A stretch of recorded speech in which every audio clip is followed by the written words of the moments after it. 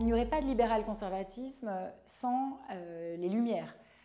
Les libéraux conservateurs sont tout simplement des politiques, des intellectuels qui, à partir de l'avènement du libéralisme et du mouvement des Lumières, répondent qu'ils sont favorables à ces nouvelles libertés, ils sont favorables aux Lumières, mais, et le mot « mais » est important, ils estiment qu'il ne faut pas détacher ces nouvelles libertés des traditions, de la religion, des cultures en fait, qui ont permis à ces libertés d'advenir. Donc, chez les libertés conservateurs, il y a toujours une volonté de trouver un compromis entre la tradition et la modernité, entre la société et l'individu, entre la démocratie ou le corps politique, la souveraineté populaire et le droit.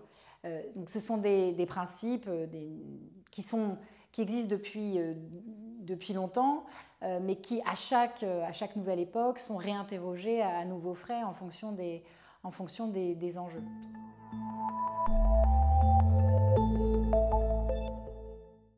La gratitude, c'est l'idée qu'on a une dette envers autrui, envers la société, envers la culture, envers le passé.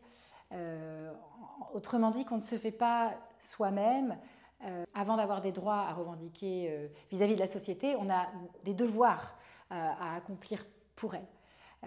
Donc la gratitude, c'est aussi chercher dans une situation sociale ou politique comment on peut contribuer au bien commun avant de chercher à voir comment on peut être bénéficiaire du bien commun. Alors bien sûr, ça n'est pas un concept politique évident, c'est même un concept méta ou parapolitique. Mais justement, je pense que c'est un concept important pour la droite libérale conservatrice, qui considère que la politique peut se comprendre dans un sens très large et qu'il est important de réfléchir aussi à ces conditions de possibilité. Et ces conditions de possibilité, elles sont profondément morales et elles sont profondément humaines.